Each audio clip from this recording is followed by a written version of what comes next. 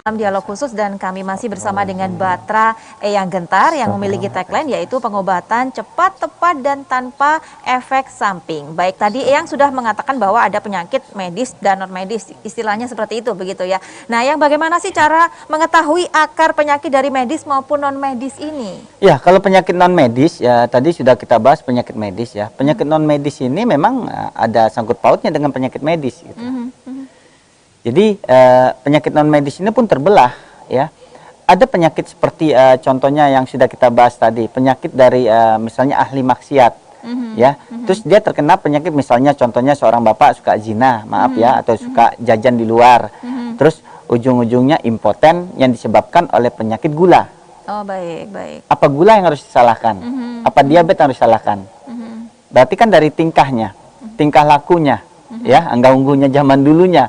Berarti kan dia kalau ingin berobat seperti semula lagi sempurna, berarti kan harus tobat dulu dari kemaksiatan. Oh, baik. Ya, dan penyakit yang menyerang tubuh kita ini ataupun manusia itu ada 3 hal harus diingat. Jangan bilang semua penyakit itu semacam ujian, jangan. Jadi kalau untuk orang beriman itu memang ujian, ya, penghapus dosa, ya. Kalau terjadi seperti orang fasik, munafik, zalim dan sebagainya, ini bisa teguran. Oh, gitu ya. Kalau terjadi untuk penyakit ahli maksiat dan sebagainya bisa jadi azab gitu. Jadi ada yang ujian, ada yang teguran, ada yang azab. Yang mana ini? Kita golong yang mana? Makanya yang tahu diri kita kan diri kita sendiri.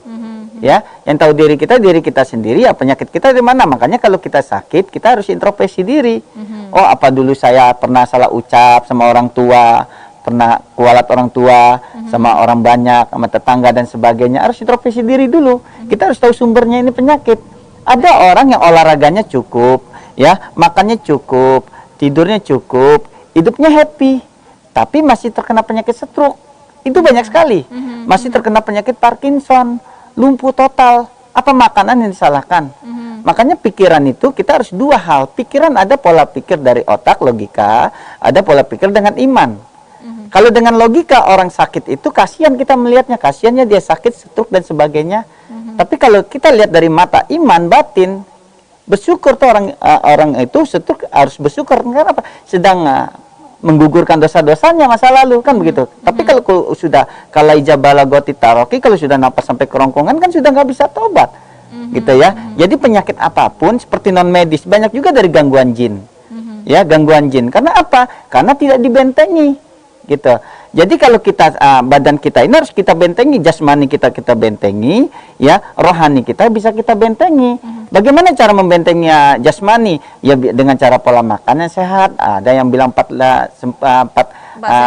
sehat 5 sempurna, ya, pola tidur ya yang cukup, ya, terus pola pikir yang enak, terus olahraga yang cukup. Itu kan untuk fisik, jasmani. Tapi kalau untuk rohani, biar tidak kena gangguan sihir, gangguan orang-orang yang jahat, iri, dengki, ya, tatapan ain mata yang pendengki, ataupun gangguan jin, ya. Bagaimana cara membentenginya? Ya bisa dengan ibadah, dibentengi dengan tauhid. Gitu, la ilaha illallah Muhammad Rasulullah, udah dengan tauhid. Tidak minta kemana-mana. Makanya setiap kita sholat kan iya karena budu, iya karena stain. Hanya padamu aku menyembah, ya Allah, hanya padamu aku mohon pertolongan. Nggak sama siapa-siapa, ya. Makanya Allahu Akbar artinya apa? Allah Maha Besar. Yang lain kan kecil. Maka